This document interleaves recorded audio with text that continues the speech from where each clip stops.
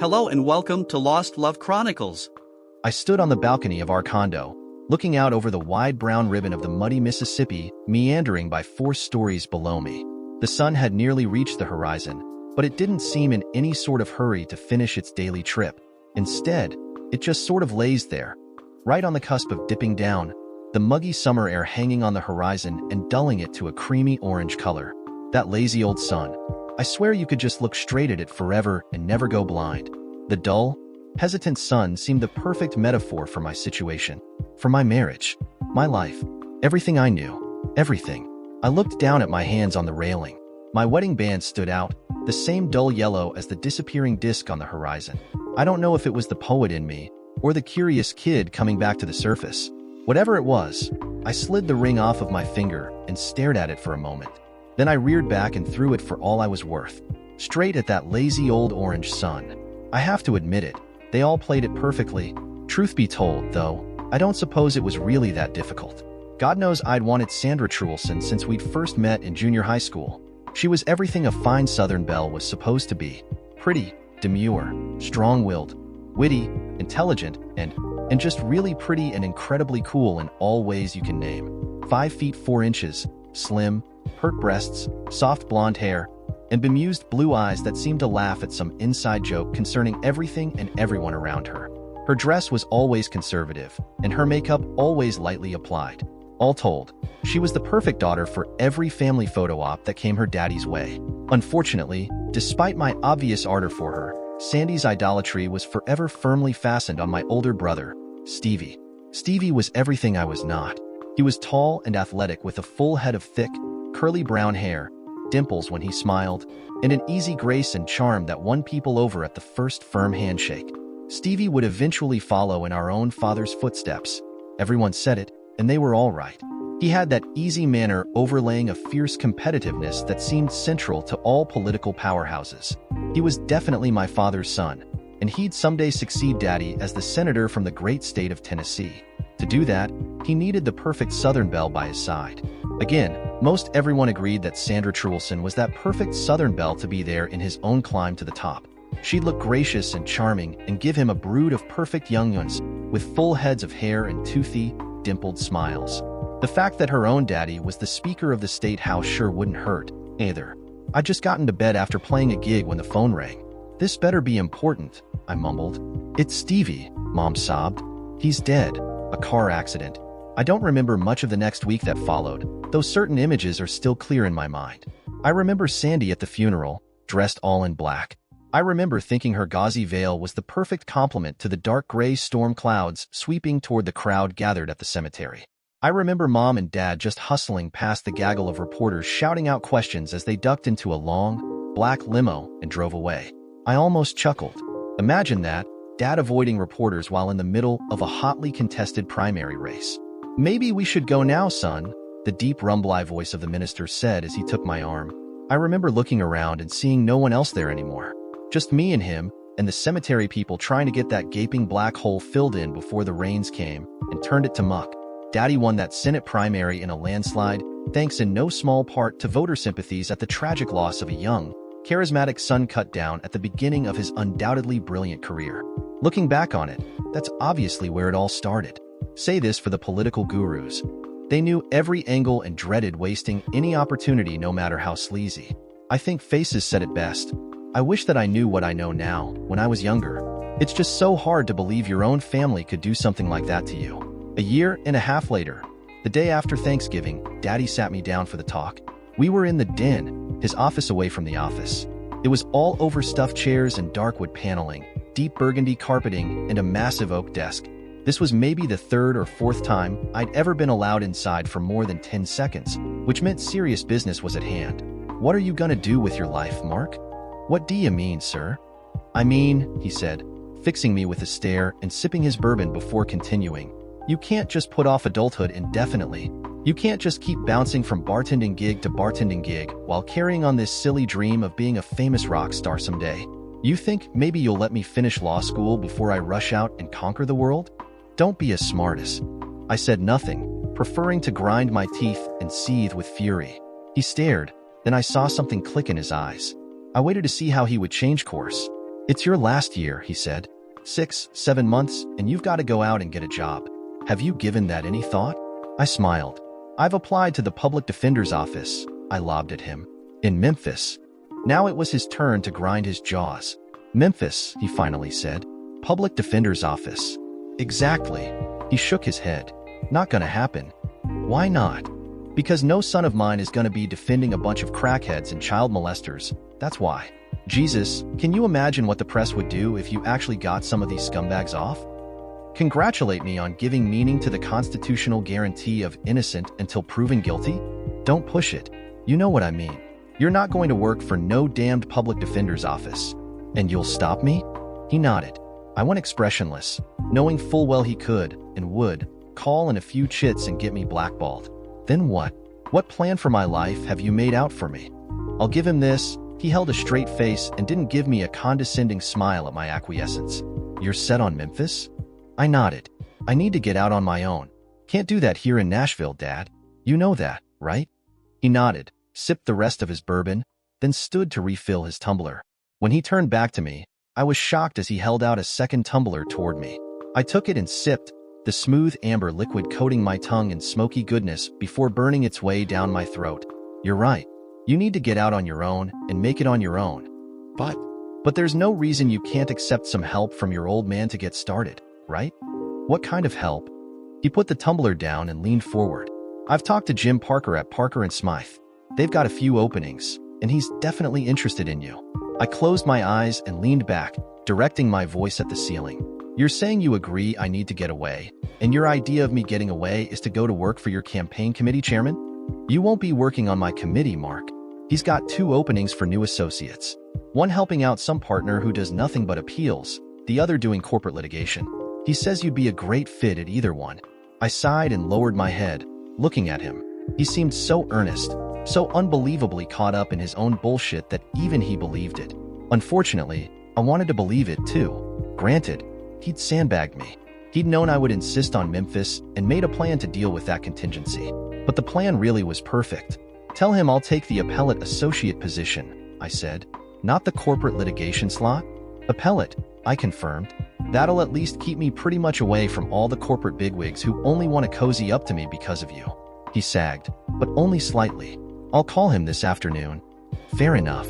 I stood, tossed back the rest of the bourbon, and put the glass down. See you at dinner, Dad. You're not even going to thank me? For what? He didn't respond. Just shy of a month later, I was helping Edwina clean up the glasses and plates strewn throughout the lower level. Yet another Christmas party had come and gone, and with it the dozens of political powerhouses and their accompanying toadies who had dropped by to pay homage to David Roberts, senior senator from Tennessee. Mark, my mother said. Her voice had an edge, the edge that told me I shouldn't be stooping so low as to assist the hired help in cleaning up before the latest soiree. I'm just gonna finish up here, Mom. Get Edwina home to that passel of grandchildren waiting for their visit from Santa. I looked at Edwina, and she smiled at me. It was a nervous smile, though. A smile that told me to get the hell out of here before I got her in more trouble than I already had.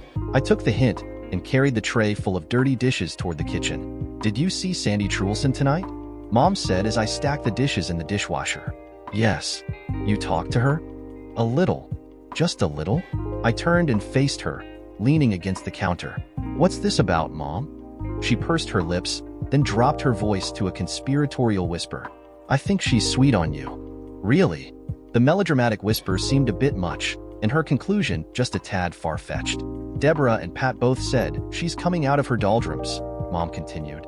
Pat and your father talked, and Deborah cornered me to see if maybe you were interested. She said Sandy's been asking about you. Pat said the same thing to your father. Nothing out in the open, but she's definitely interested. Strange, I said. I didn't really get that vibe when I talked to her. Mom gave an enigmatic smile, which only proved her next point. We're good at hiding our feelings, you know? We're not quite so out in the open as you men always are. Unbeknownst to me at the time, I'd frequently hearkened back to these words all these years later. Anyway, Mom rattled on before I could say anything. We were thinking maybe you could call her up and take her to dinner. The Christmas party at the club is tomorrow night, and I know for a fact she doesn't have a date. And you want I should call her at the last second? Why not? Because maybe she doesn't want to go. Mom only gave that smile again. I'm pretty sure she does. If the right man calls. Why were you so hot to trot for this all of a sudden? I asked. She looked hurt, but she'd given me that same mock hurt look a million times. I'm pretty sure all mothers practice that look in front of a mirror. Fess up, I said. Is it my fault I want to see you happy with the girl you've always had a crush on? The same girl who was. She dabbed at her eyes with her fingertips, wiping away tears I couldn't see and wasn't sure were there. The same girl who was almost a part of this family once, who's always been like the daughter I've never had. Mothers. Is it me? Or are they also hands-down masters of playing the martyr card? Even when it doesn't pull the heartstrings, you still go along with it just to shut them the hell up, right? I think it's genetic. I sighed. Fine, but on one condition. She looked up, her face brightening already. Yes? You send Edwina home now to be with her family, and you don't give her any guff about me helping her. Mom was genuinely puzzled at my request. Why? She's paid to do this, Mark. And for once you can show some appreciation, Mom. Jesus, it's Christmas time.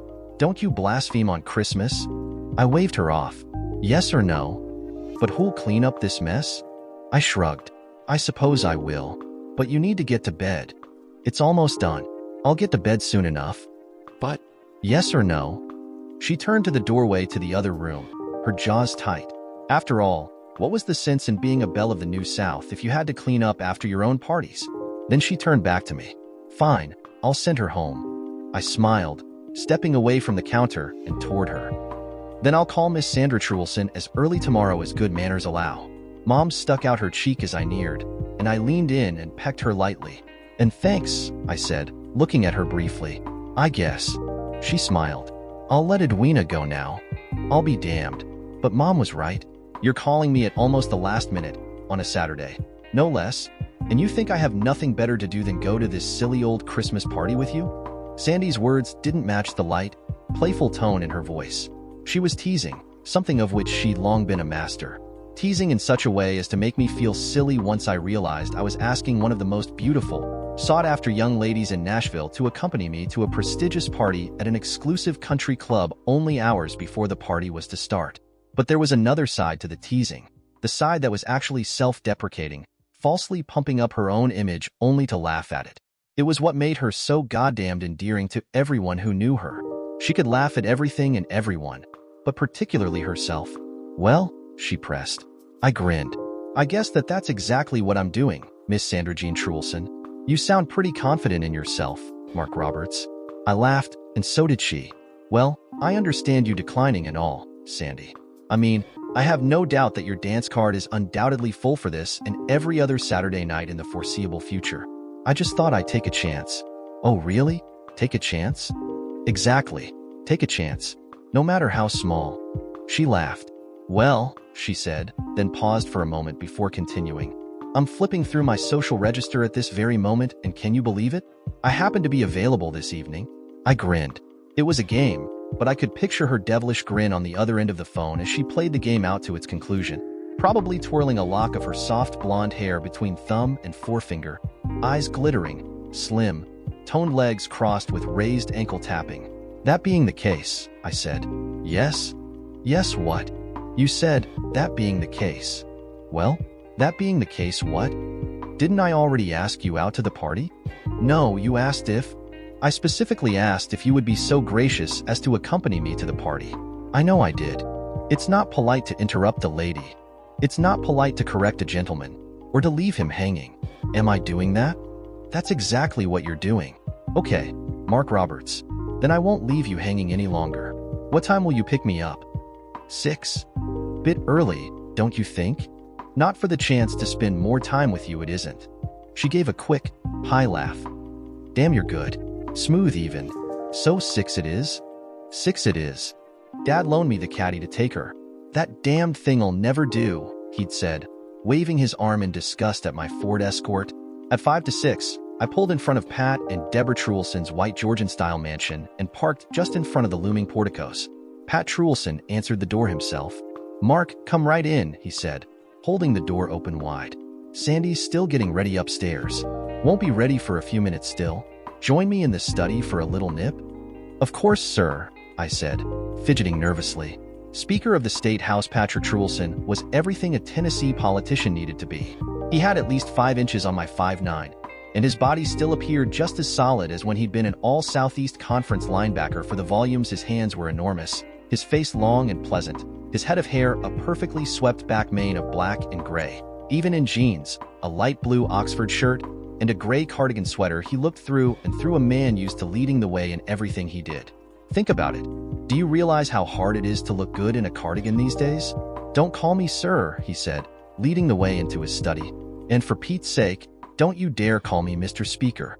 He exaggerated his deep southern drawl on the last one, pronouncing is Mr. Speaker. He reached onto his desk, picked up 2 tumblers of bourbon, handed me one, and waved me to a chair next to his. "Just call me Pat, okay?" I nodded, trying to smile. "So what are your plans, son?" he asked as I settled in and took a sip of my bourbon. I looked around the study as I answered. "I'll be graduating soon, sir. In May. Take the bar exam in July, get the results in September or October, and settle into a long, hopefully happy life of practicing law." His study was nearly identical to Dad's, right down to the burgundy carpets. I wonder who copied whom on the style, or if there was just one interior decorator to call when a powerful politician needed his study to look cold and imposing. The only real difference was that Dad had a marble bust of General Lee on a pedestal, whereas Truelson had a bust of Tennessee's very own General George Gordon. "You like that?" he asked, seeing my eyes on the bust of Gordon. I smiled. "Some folks say he was one of the original founders of the Klan, sir." His smile tightened a bit at that, and he hesitated before saying, "Told you to call me Pat, son." "Sorry, sir, but that would just go against all the training and upbringing my folks instilled in me." He nodded, relaxed in his chair, sipped his bourbon. "Fair enough. Anyway, your daddy tells me you've already got a job lined up with Jim Parker's firm in Memphis." "I've only interviewed there once. Haven't heard back from them yet." He chuckled. "Trust me, it's a done deal." I only nodded, more than a bit pissed that everyone seemed to accept that my father's connections were the only way I could land such a prestigious job. "I was law review at Northwestern, sir," I said. "Actually, I've already passed up almost a dozen chances to work at some of the top firms in the Midwest." "Then why Memphis?" I hesitated, then went straight for the truth. "I like the music scene." "The music scene?" "Yes, sir. I play guitar in a band up in Chicago, but I think the music scene's better in Memphis." "And the lawyering?" I shrugged. "Just a means to an end. Way to earn a living." His face hardened. "And your obligations to your family?" "My family? Your wife? Children?" "I don't have a wife and children, sir." He started to say something, then relaxed, leaned back in his chair, and smiled. "But you will someday, Mark. And when you do, are you going to keep chasing this music thing? Or are you going to knuckle down and give them the best damned life you can give them?" "Tell you the truth?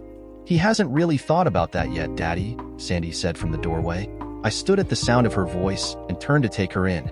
She was radiant, elegant, sparkling. Hell, pick an adjective for the blonde version of Audrey Hepburn in one of those old movies where she's playing a princess, and you've pretty much got the picture of how striking Sandra Truelson looked framed by the backlighting against that doorway. All except the demure part. Audrey Hepburn was demure, but Sandy was bemused. Like always. "Now why don't you quit trying to scare him away before our first date together?" Sandy said, a smile playing at her lips. "Of course, sweetie. I'll wait for the third date." "You'll leave him alone, Patrick," Deborah Truelson said as she appeared in the doorway. "Hello, Mark." "Good evening, Mrs. Truelson. You ready to go, Mark?" Sandy said, "Whenever you are." She held out her arm, and I walked to the doorway and took her arm in mine. "Good night, Mr. and Mrs. Truelson. You take care of our little girl," Truelson called out behind me. "Promise," I called back, and guided her to the car as quickly as I could. "Sorry about that," she said once we were safely on the road. "No need to apologize." She giggled. "What?" "Think about it, Mark. They never do that to the girls. Just the guys." "You mean grill them on the first date?" "Exactly." Her giggling persisted. "Can you just picture it?" I smiled, then did my best impersonation of her father. "And let me ask you, little lady, just what are your intentions with my innocent son?" "Why, Miss Stu Spiku," she said, her hand going to her cheek in mock innocence. "I assure you my intentions are strictly honorable." "Then, well, I'm sorry, young lady, but we're going to have to cancel this fiasco before it can begin."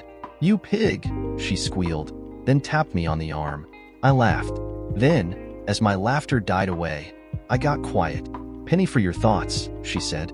I felt her eyes on me, and I didn't want to spoil the night before it began. Nothing really. You can tell me, you know. I don't bite. I shot a quick glance at her, then got my eyes back to the road. What are your intentions, Sandy? She hesitated, then said, What do you mean? I mean, well, I guess this is just weird is all, you know? You being engaged to Stevie and all. I waited for her to say something, but she didn't. We were silent until we got to the club and the car was parked. Stevie's gone, she said when I turned off the engine. I didn't have to look at her to confirm the sorrow that was in her voice. We all need to move on. All of us. It's been almost 18 months, and we all need to move on. Fair enough, I whispered. And I like you, Mark, she said, her hand settling on my forearm. I turned to look at her, and she gave a weak smile. Really? I've always liked you. But I'm not Stevie. I know. She gave a laugh that sounded almost bitter. Trust me, do I ever know that? Then she turned back and said, I'm not trying to replace Stevie. You of all people should know that, right? I gave her an odd look, but she just gave a tight smile and pulled her shawl tighter around her shoulders. I should know that how? I wanted to scream, but I didn't. I kept my mouth shut, got out of the car, went around and helped her out and led her into the dance, and into the first night of the rest of our lives. The Christmas party was good. Oh, what the hell, why lie? Fine, it was great. Okay? The best damn time I'd probably had with any girl at any party without actually getting my monkey spanked at the end of the evening. As a matter of fact, the whole damned Christmas break was just great. It was like we started with the Christmas party and some dances and chatting, and before you knew it, we were inseparable. She was over bright and early the next morning to hang out, and we went driving around that afternoon. Christmas Eve was spent with family, but we managed to sneak in almost a full day on Christmas Day. One of the benefits of having politicians in the family. They spend their holidays at homeless shelters and hospitals getting in plenty of photo ops to prove they really do care for the downtrodden they're constantly screwing in favor of their corporate cronies. That left Sandy and me free to do as we pleased. When the doorbell rang at 9:30 on Christmas morning, I plodded down the stairs in my pajama bottoms and opened it to find a grinning Sandy. Her eyes took in my bare chest in appreciation. Okay, not much hair, but I'm way more buff than you'd think. Not nearly as scrawny as the baggy shirts and loose-fitting pants would have you believe. Her eyes lingered on my abdomen for a moment before meeting my eyes. Her baby blues just sparkled as she clapped her hands and said, Did you get me a present?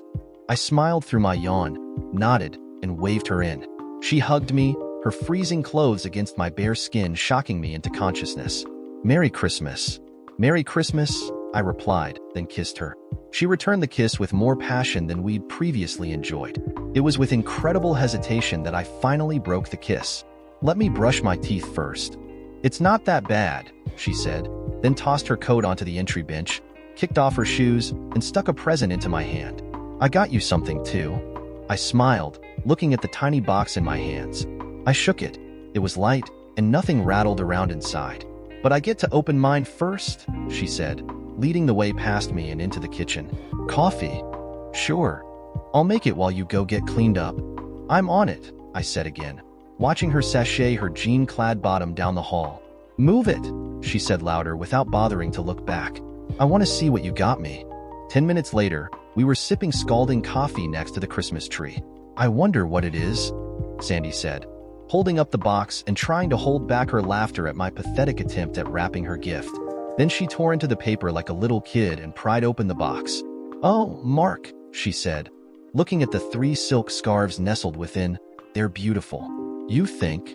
She took one last look, then put the box down and leaned over and kissed me long and hard. Really? She said when the kiss was done. Then maybe you'll like this too, I said, reaching under the couch and pulling out 2 more boxes. These contained 2 blouses and a sweater, and her kisses told me she liked these even more. Finishing my coffee, I stood. Aren't you going to open my present yet? She said, trying to pout through her glee and failing. In a minute, I said, holding up my empty mug. I need energy. Returning a minute later, I again sat next to her and held out a small wrapped box to her. Just this one last thing. Her eyes got big as she looked from the box to me and back again. You shouldn't have gotten all this. I didn't really get you hardly anything. I smiled. You've made me happy. For the first time in my life, I understand what they always said. You know, that it's better to give than to receive. Her fingers trembled this time as she carefully unwrapped the small box. Then, looking first at me as if afraid to continue, she opened the box and looked inside. It's beautiful, Mark, she said. a silvery tear welling up in the corner of her eye. "Merry Christmas, Sandy," I said, wiping the tear from her eye as she pulled out the small gold locket from the box. "Open it." She did, looking at the picture of her and me dancing cheek to cheek on our first date the week before. She smiled, but the smile looked so sad I was afraid I'd done something wrong. "You okay?" She nodded, just looking at the picture before softly closing the locket and handing me the box. "Please put it around my neck." I complied, and her fingertips lingered on the small locket at her throat. I said nothing, preferring to sip my coffee and wait for her to settle down. Her eyes were staring at the empty box on the floor next to her crossed legs when she spoke. "I'm sorry, it's just that. Well, it's just that you're maybe the sweetest guy I've ever met." And she looked up and smiled. "And what? That's a compliment, silly." I shrugged and gave a lopsided grin. "Thanks." She leaned in and squeezed me hard, holding it as she said, "You really are a great guy, aren't you?" I didn't respond, preferring instead to hug her warm, soft body in return. "Okay," she said, breaking the hug and standing up, trying to force a smile to her face. "Let me get some more coffee and then you can open your present." "Hurry," I said to her, retreating back. 30 seconds later, she knelt down behind me and draped her arms around my neck and whispered into my ear. "It's not much, I suppose. Really, it's all what you make of it." I tried to go slowly and act all adult, but in no time the paper was torn off and the box was opened. "You like?"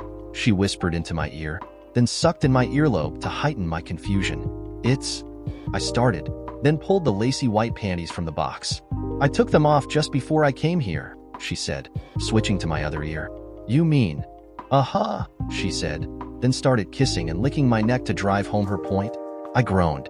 "I'm hoping you'll use the gift in the spirit in which it was meant," she whispered, then trailed her fingers over my chest and down my belly. I held her hand to keep her from getting near my last body part that was only then beginning to awaken. "You mean..." I started again. "Merry Christmas," she whispered, pushing her hand past mine and into the top of my pajamas. "Let's go upstairs," she said, pulling her hand from my pants and standing. "Not a chance," I said, pulling her to me and pushing her blouse over her shoulders and down her arms before going for the button of her jeans. "They won't be home for hours." "But if someone comes to the door," she said, but her face told me the thought excited her. "Then they'll get the Christmas show of a lifetime." "Promise?" "Definitely." I knelt in front of her and pulled her jeans over her slim hips and down her smooth legs to the floor. "Let me help," I said, placing my hand on her hips and squeezing as she lifted her feet out of the pants. I looked up into her eyes. There was a twinkling there, an excitement to be sure, but more. It was as if she was daring me and waiting for my approval all at the same time. My eyes still on her, I placed my hands on her hips and turned, guiding her to the soft leather sofa to my left. She complied, sitting as the back of her legs hit the sofa. Her eyes stayed with me the whole time, and neither of us spoke. I know I had a dumbfounded look on my face, and I swear to God I just froze. I didn't know what to do. Okay, maybe that's not quite accurate. I knew exactly what to do, and I wanted more than anything in the world to do it. Yet, I was afraid. Afraid this was all moving too fast, or would suddenly complicate things or ruin everything before it even had a chance to get started. The realization of my situation began to dawn on Sandy, too. I watched as her face took on a different look, a look of pleasure and pride. Most of all, though, a look of triumph. Her smile got wider and brighter, and her eyes more bedeviling than before. That confused me, and I'd undoubtedly be kneeling between her legs to this day, befuddled and frozen, if Sandy hadn't reached out and begun running her fingers through my hair before pulling me toward her. Once she went over the moon, I was laying on my side, stroking the rise of Sandy's hip, which was snuggled back into my groin. My cheek was nuzzled into her neck as my breathing slowed down along with hers. "Penny for your thoughts," she mumbled. I just snuggled in deeper, afraid of saying anything. Great though this had been, and it had more than exceeded my wildest imagination, the post-coital bliss was coupled with more than a touch of guilt and insecurity. Sandy wiggled her tiny body around until she was facing me. Seeing my face, she gave a reassuring smile and stroked my cheek. "You feel bad, don't you?" I shrugged. "Because of Stevie?" I closed my eyes. "This is all just a bit confusing. We need to move on, Mark. Both of us. Yes, I was engaged to Stevie, but he's gone now, okay? But I'm nothing like him. I really don't understand why you... That's exactly why I'm here. With you. Now. Because you're nothing like him. Okay? If you were like him, well, then we'd both be having problems with moving on, don't you think? And there's no way this arrangement would ever work. Meaning I'd be looking for an identical replacement and you'd be trying to be him. But you're not trying to be him. You've never tried, and you never will. You two didn't compete. And there's no way this whole arrangement would work if you were like him. It would just be too much. Except over you, I said. We competed over you. Her hand stopped on my cheek. You never asked me out, Mark. Not once. But I was going to. He knew that, and he beat me to the punch. I didn't know. He never. Don't feel bad. That's not the point. That's not why I told you. But if I had... She looked deep into my eyes, doubt and sorrow mixed into one. She knew what I meant, and her lips tightened. You're right. If I had known, if you'd asked me at the same time, I'd have chosen him. You're right, but what of it? What do you mean, what of it? Just that. So what? That was then. This is now. You say that like it doesn't mean anything anymore. But it doesn't. Why doesn't it? I'm not following you. Stevie was big and rugged and handsome and popular. He was the leader and the quarterback and the chosen one. I'm short and skinny and I play guitar and I'm nothing like him. Nothing. How can you even be attracted to me after him? That wry smile curled her lips and her right eyebrow rose in a steep arch. You see short and skinny. I see chiseled and cute. You see introverted and shy, but I see sweet and caring. Stevie had his faults, Mark. We all do, right? Yeah, but I feel like you're driving around a Volkswagen after you've had a Ferrari. Her hand found my exposed and limp pecker and grasped it, squeezing firmly. This, my friend, is no Volkswagen. Got it? I'm not the world's most experienced, but I've seen more than a few in my day, and this one is definitely a Ferrari. In this department, this whole department, you are a stallion, okay? That felt good. So this was good for you? Share a secret? Sure. You turned me inside out. I usually don't get off that easily. It usually takes some finger action to get me off while you're doing it, you know? Getting off while I'm doing it is few and far between. Damned few and way too far between. But you? She grinned at the memory.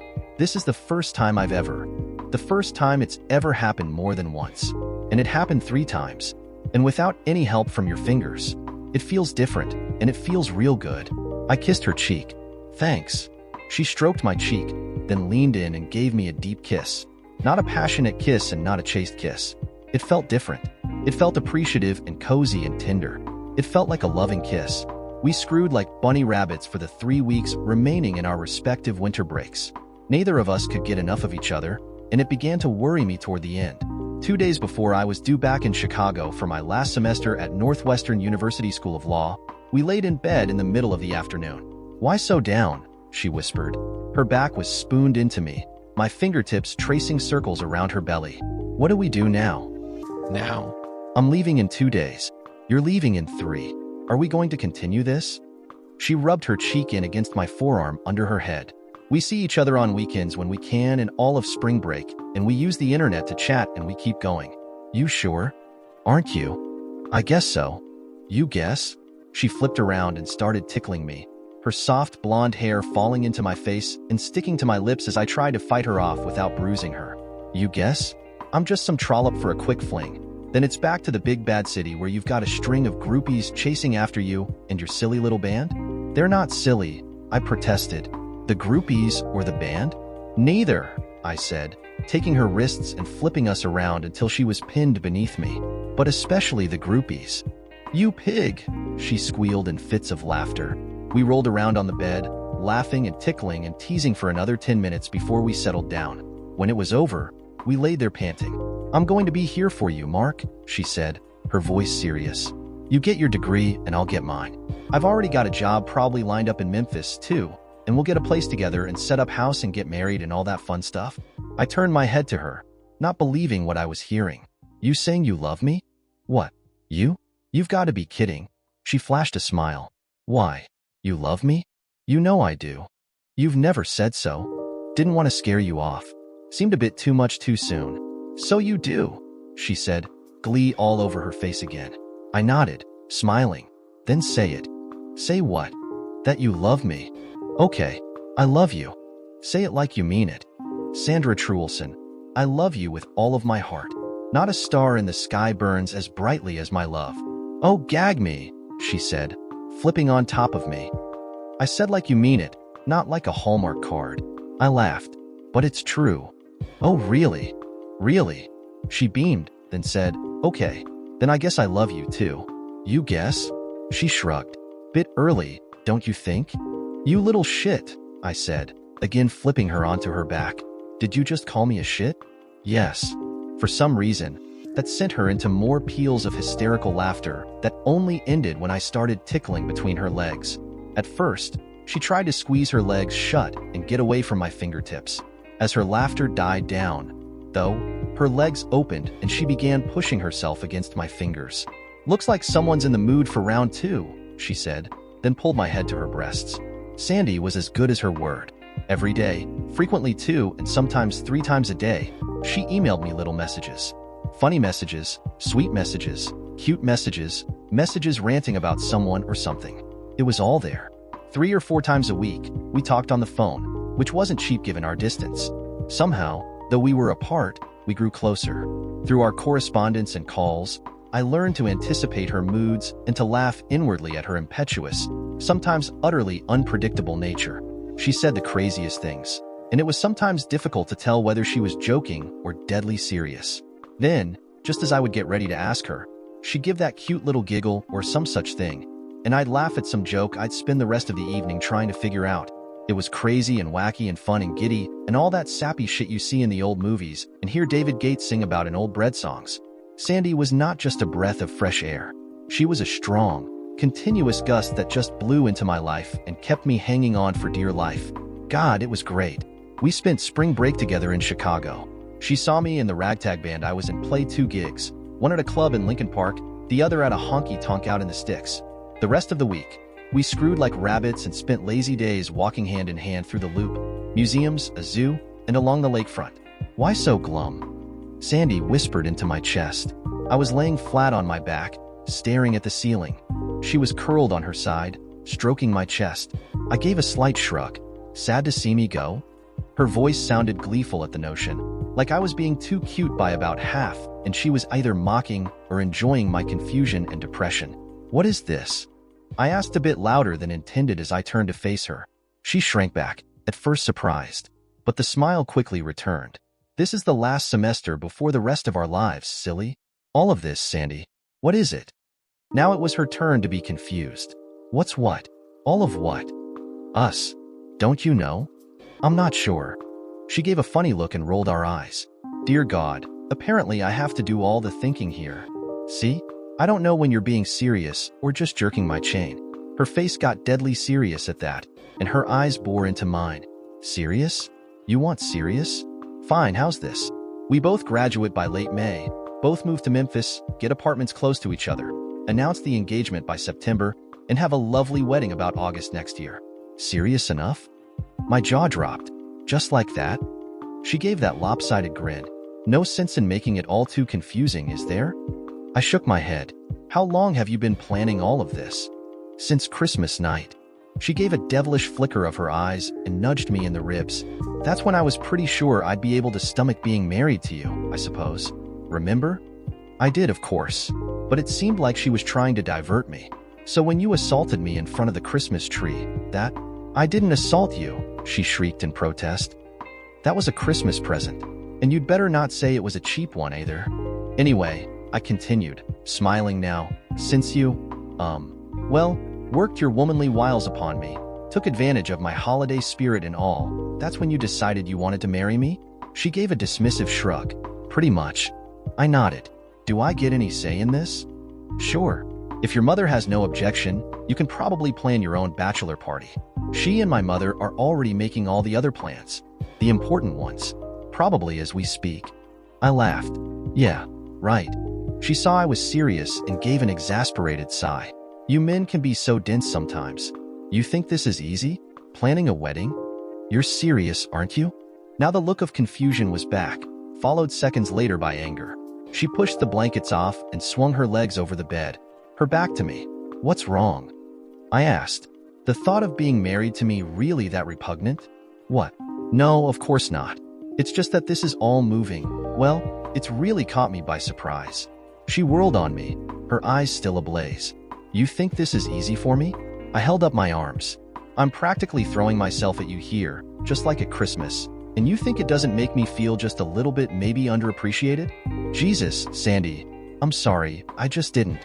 I don't want to. You're not the easiest person to read, you know, and I don't want to make the wrong step and screw everything up, okay? I mean, Christ, you want to get married? Shit, I'll do it right now. Go to City Hall, get the damn license, and hunt down a judge somewhere. Her face got all questioning again, then softened, then the grin was back. Okay, don't go messing with the schedule now. Remember, engagement ring in September or so, wedding ring the following August. Should I drop to my knee or something? She laughed, then crawled over the bed toward me, pulling the sheets back and exposing my bare body as she did so. I'll do the knee work for now. You just remind me about what you said earlier. What? She reached her tiny, cool fingers around my Johnny and lowered her head. Something about taking advantage of your Christmas spirit? Was this the Christmas spirit you were referring to? I could only watch with glazed eyes, enjoying the sensations coursing through my body as this pixie nymph gave me a glimpse of what I hoped marriage would be like. No real sense in giving you the blow by blow of the next 18 months. They played out exactly the way Sandy promised they would. We both got our own condos in Memphis, though hers was only rented month to month and went mostly unused. We were engaged in September. I passed the bar exam and became licensed in October. We were married in August, and her dad was elected governor of Tennessee in November. Oh shit, that's right. There was that one little fly in the ointment. Shortly after our graduation, Pat Trulson announced he would be running for governor the following year. Thus, what would have otherwise been a minor blurb in the social pages, U.S. Senator's son and state speaker's daughter are wed became the cause célèbre of the gossip columnists, People magazine, and all of those godforsaken rags you buy in the checkout aisle with your toothpaste and bologna. Thus, our engagement announcement wasn't limited to family and close friends. Oh no, instead it was dispatched to the press with precision and efficiency by Pat Trulson's campaign people. Then, to make matters worse, the campaign picked exactly the angle that would maximize both interests to the public and annoyance for me and Sandy. From tragedy to true love, is how people put it. Entertainment Tonight, being bored with Lindsay Lohan, Charlie Sheen, Brangelina, Paris, the Kardashians, and all the rest, decided to make Sandy and me their new poster children for romance, values, love, and success. Hell, you name it, Sandy and I were the darlings of it for a while there.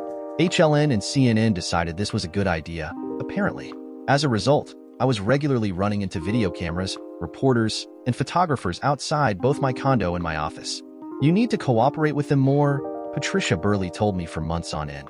As Trulson's press attaché, she was responsible for milking this for as much as possible, so I didn't exactly trust her. How so, Patricia? You and I should get them coffee and bagels every morning before taking a couple hours out of my day to sit for pictures and interviews? Oh no, bagels? To New York.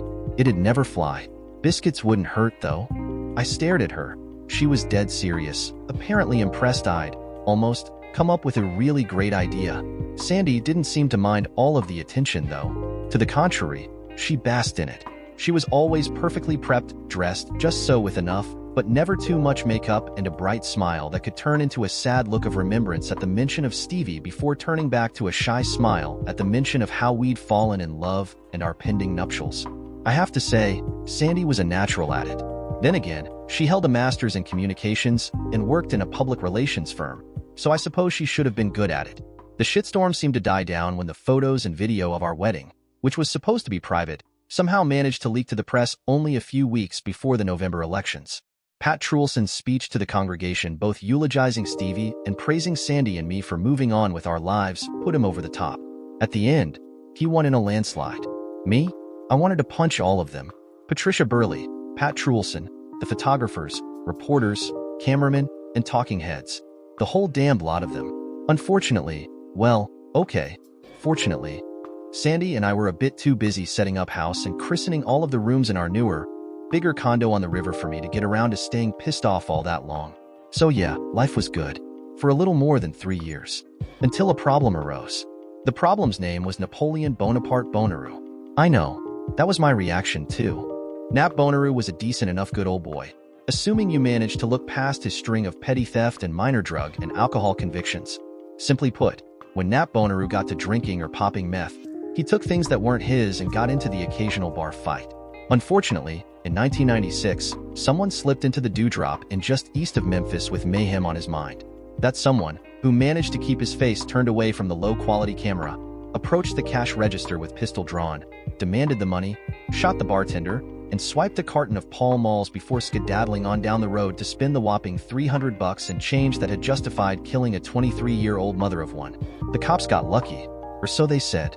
Someone heard someone who told someone who just happened to mention to a confidential informant that one Napoleon Bonaparte Bonnaroo was bragging to his buddies about the shooting. 2 days after receiving that crappy tip, the cops spotted Knapp leaving a liquor store and took him in for questioning. Of course, Knapp was a bit eager to get into the 2 half-pints of Old Thompson under his arm, so he refused to go.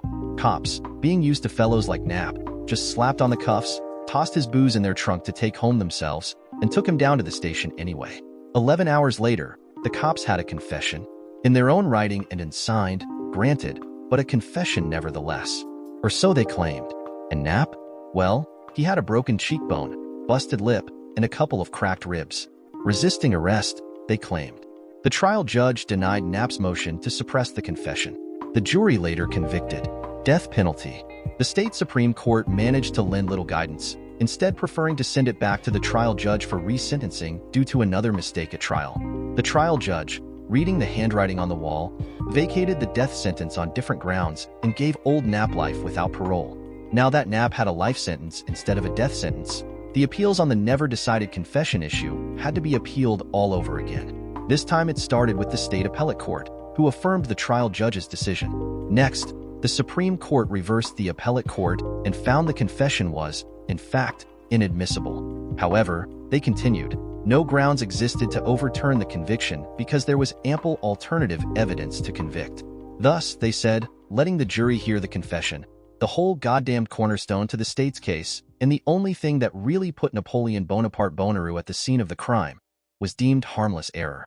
The United States Supreme Court refused to hear the case. That's where it would have sat, of course, except prison inmates have little else to do except try to keep from being forcibly sodomized and filing endless motions with courts.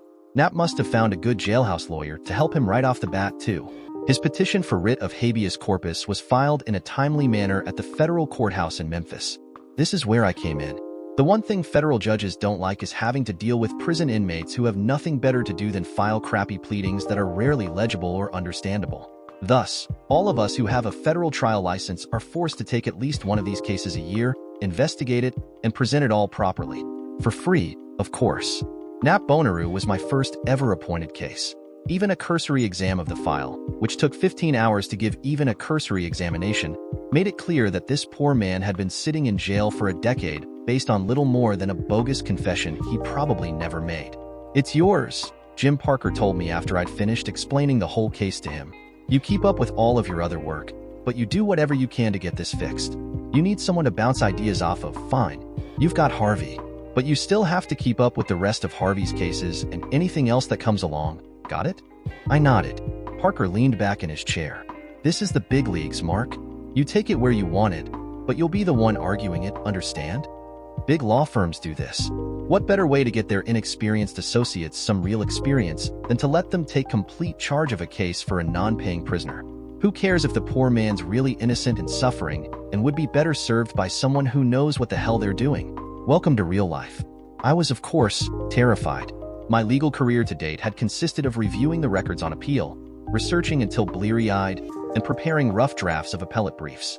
I'd never been put in charge of strategy, never appeared in a courtroom, never argued before the Sixth Circuit Court of Appeals in Cincinnati, nothing. Now I'd be doing the whole damn thing, and Knapp Bonnaro's life depended on me not messing it up. On top of that, I had to still do my other 65 hours of work a week while I was at it. Oh joy. The problems began 2 months later. There a problem here? I turned to look at Sandy, laying on her side under the covers with her head propped up by her hand. "You know I have to get this research done," I said, pulling on a pair of jeans. "Jesus, Mark, it's 5:30 in the morning, on a goddamn Sunday. But you know this is the only time I can get it done. And what type of case is this again? A federal prisoner case. A murderer, right? Nope, but you said he didn't do it. And you're doing what with this? Trying to get him free. And that means you can't come home before 11 every goddamn night? And you have to spend 12 hours a day in the office on weekends?" You think I'm happy about this too? Well, you sure as hell don't seem all that upset. I finished dressing in silence. In a way, Sandy was right. All things considered, it was pretty exciting stuff. It was my chance to make a difference for the better in some poor man's life. Well, she pressed as I finished dressing. I walked over and sat on the edge of the bed. What you want I should do? Just let this poor man rot in prison for the rest of his life for a crime he probably didn't commit? She pouted, but this was more than the fake pout she usually gave. There was sadness and hurt behind this pout. I'd never seen that on her before. Never. Listen, I said, leaning into her. I'll be home by 1 or 2, okay? Promise. Then we can go do something for the rest of the afternoon and evening. Whatever you want to do. She didn't say anything, just stared at me. When I leaned in and kissed her, she didn't kiss me back. When I got home at 2:10 that afternoon, Sandy was nowhere to be found. Nor did she answer her cell phone. Nor was she home by the time I fell asleep on the couch at just past 10. By month 3, Sandy would barely speak to me. Her face was a constant mask of sadness and anger and hurt and disdain all rolled into one. It would have pissed me off or forced me to confront the problem, but I was still too busy preparing for the hearing on Nap Bonnaroo's case. The district court judge, Leland Duesterbeck, was old, crotchety, and a stickler for the rules. That meant when you asked for a continuance, you damned well better have a good reason. The state got the picture on this when their first motion to extend time to answer our petition was only partially granted and the second denied outright. He was holding us to a tight schedule to get this case out of his courtroom, and our hearing was upon us before I knew it. The hearing was held at month 5, and it took 4 days to present our witnesses and make our arguments. When it was done, Jim Parker told me to take the rest of the week off and not come back until Monday morning. Sandy, I called out as I entered the condo. No answer. I tried her cell phone. No answer. I called her office. Voicemail answered. I phoned her folks. They hadn't heard from her in weeks. I phoned a few of our friends. 2 were cold to me. The third just hemmed and hawed. It was nearly midnight. I was sitting on the patio overlooking the dark, sinewy waters of the Mississippi 4 stories below as it made its way to the Gulf. My feet were up on the railing, and a nice little Taylor guitar was across my lap. I was absent-mindedly playing a series of songs, chord progressions, little snippets of melodies, and generally feeling sorry for myself and wondering where Sandy was when I heard the sliding glass door open behind me. "What are you doing out here?" she said, her voice flat. "Waiting for you." "Why?" "Because you're my wife. Because I finally got done with that case today. The hearing at least. I've got the next 3 days off, and I wanted to spend as much of that time with you as possible." "Just like that?" "Just like what?" "You spent the past 5 months all but ignoring me, doing your best to drive me away, and now you just want to show up and say, hey, it's all over. We can get back to normal now." I thought about that while I plucked out some notes with my fingers. Sandy seemed content to wait me out. "I'm sorry," I finally offered. "You say that. You keep saying that. But you didn't change." "How would you know?" "What do you mean? How would I know?" "I mean, Sandy, that you've been gone most of the past 3 months, too. I've been taking time off to try and spend time with you, but you've always been gone. No one knows where you are, you're not answering your phone, your friends treat me like shit when I call them. So where have you been?" "Same as you," she said, her voice a challenge. "At work. Figured if you wanted to work your way to the top this quickly, I might as well do the same. But no one answers the phone when I call there. Because it's easier to get work done without having to answer the phone every time it rings." I nodded, still playing that guitar and watching that slow, sludgy line of brown water below. "I'm going to bed," she finally announced. Still I sat there, and I was there 6 hours later when she awoke, got ready, and left for work without a word to me. I spent the weekend alone, walking the riverfront, drinking beer in quiet taverns, and playing guitar on our patio above the river. I didn't know where Sandy was, and she wasn't saying. It was a tense silence the few times we were in the same room together, like neither of us wanted to back down and take the first step. Then again, I'd taken the first step, or so I thought, on Thursday night, and she'd knocked my feet out from under me. We seemed precariously close to a permanent fissure in our young marriage, and I didn't know how to close the gap and get back to where we were. Sandy, for her part, didn't seem interested in trying. I was up to my elbows editing a final draft of an appellate brief at 11 on Monday morning when my secretary stuck her head in the door. "You're not going to believe this," she said. "What?" "The district clerk's office just called. You're to be in front of Judge Duesterbeck at 2. Problem? Decision's in." I sat back, speechless. We'd just finished the hearing 4 days before. Decisions in these matters usually took weeks or months. They were never decided in days. I knew there was no way this was going to be good. The only way the judge was coming back so quickly was if he was denying the petition for writ. My lunch hour was spent trying to keep down a glass of iced tea and keep my head up, which kept falling to my chest in disappointment and shame.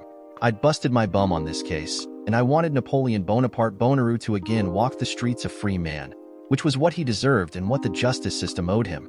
It was in this mindset that I dragged myself into the federal courtroom and to counsel table in front of the bench.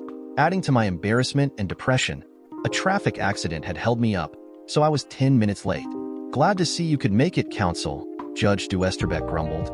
I lifted my eyes and mumbled my apologies. In response, he grinned like the Cheshire Cat and said, "All counsel approached the bench."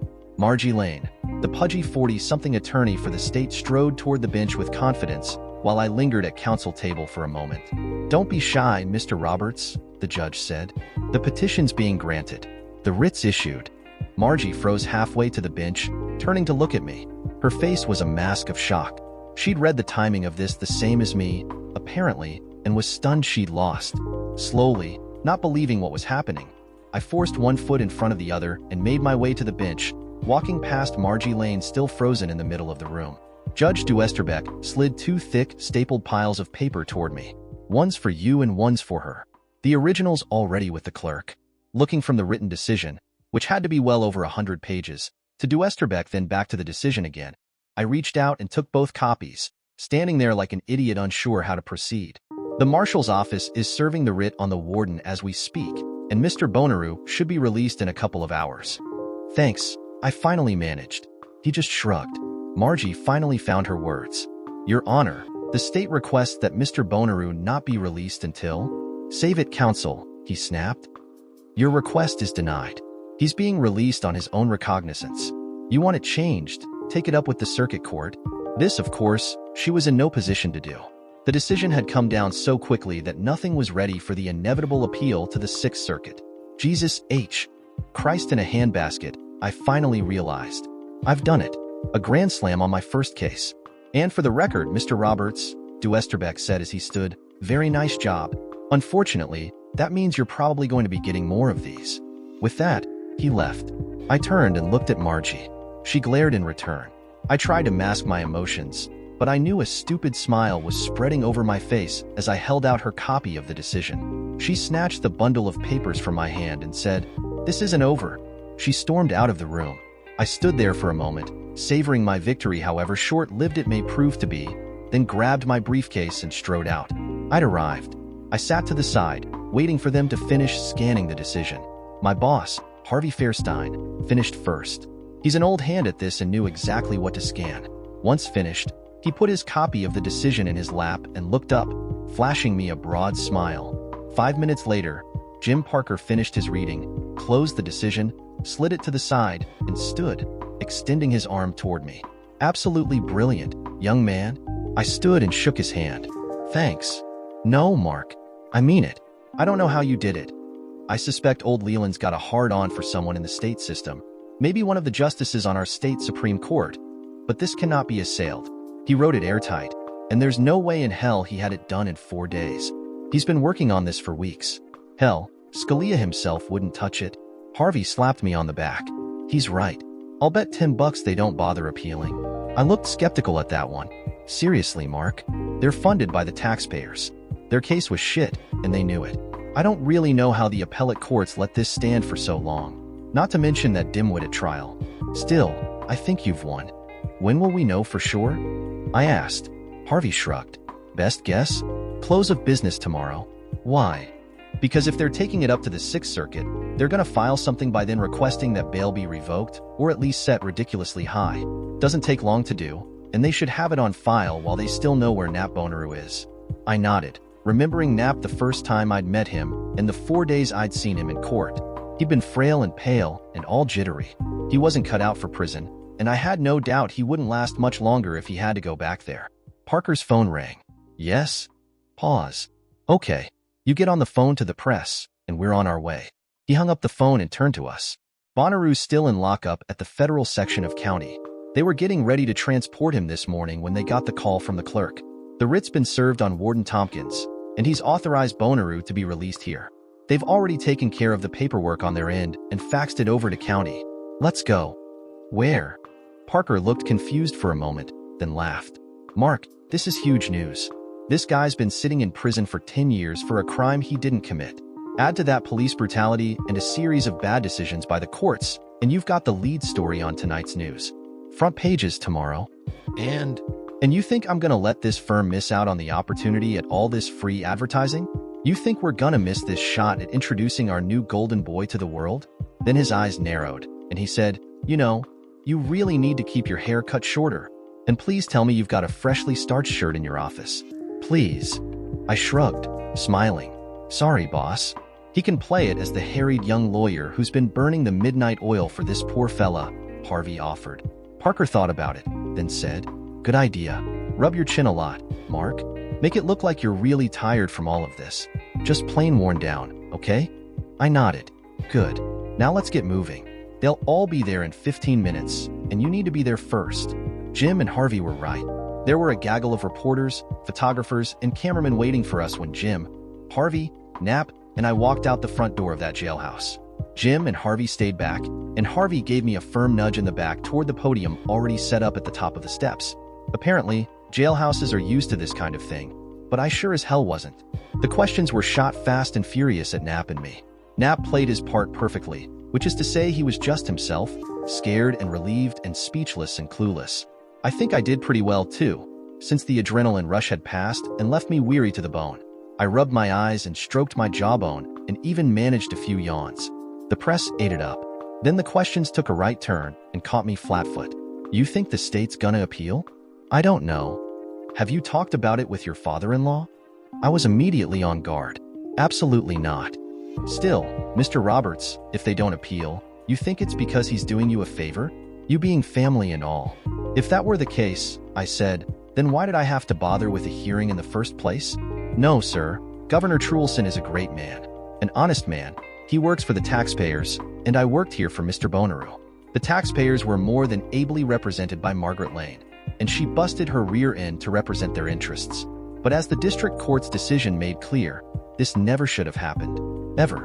And it all happened way before Patrick Truelson was governor. Does that mean things are a bit tense between you and the missus? Another reporter asked. I felt it happen and couldn't stop it. I just sagged at the question. I will only say that I've been spending day and night at the office, 7 days a week for the past 5 months, working on this case, trying to free an innocent man. That has, understandably, taken a toll on a young marriage. It has required adjustments and sacrifice. Still, I love my wife. She loves me, and I want to take a moment to thank her with all of my heart for standing by me during this time. Was it all worth it? Someone shouted. I shot a look of annoyance, then thought over my last answer. Then I turned to Knapp, standing beside me looking meek and befuddled. Next to him was his mother, who was somewhere in her mid-60s but looked 20 years older, all sagging weathered skin and bones. Her gray, stringy hair hung in a tangle, and her clothes were threadbare and faded. She gave me a nearly toothless smile while tears ran down her cheeks.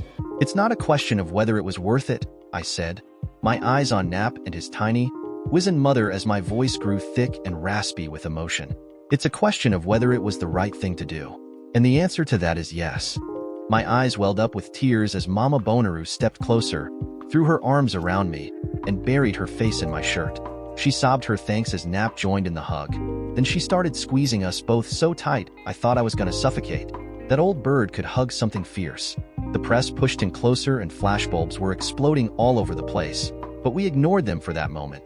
I wanted to enjoy the feeling of helping someone. A real person instead of some faceless corporation. A real person who'd been wronged, but now had their life back thanks to me. Inwardly, I figured this feeling of satisfaction and pride would provide at least some measure of solace as my marriage disintegrated. Jim and Harvey insisted on taking me out to dinner and drinks to celebrate. Knowing Sandy would be wherever until God knows when, and not wanting to piss off my two bosses, I accepted. My God, Jim Parker kept saying, you were just the best. That whole group hug thing?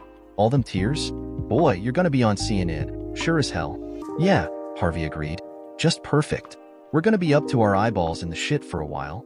The new clients, Parker said, rubbing his hands together at the thought of all that extra dough rolling through the doors.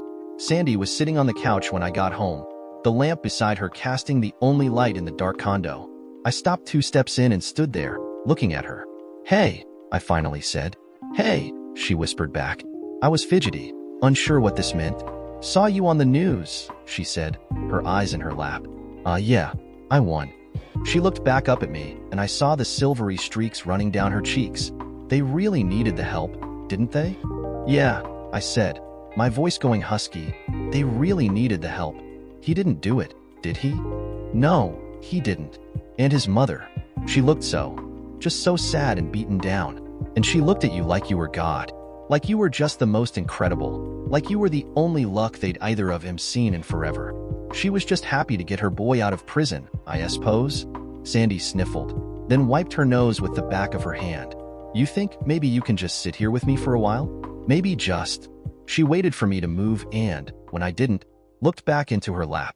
"Let's just forget it, can we?" She looked back up, searching my face for meaning. I tossed my jacket over the back of the chair and walked to the couch, kneeling in front of her. "It'll never happen again," I said. "I promise. Next time they'll have to get someone to cover everything else for me." She shook her head. "No, if this happens again, you do whatever it takes to help him. Or her or whoever. You." "I feel so selfish, Mark. Like a class A bitch." "You're not a bitch. I just thought you were leaving me. You know, you didn't want to come home, and you were just using this as an excuse to."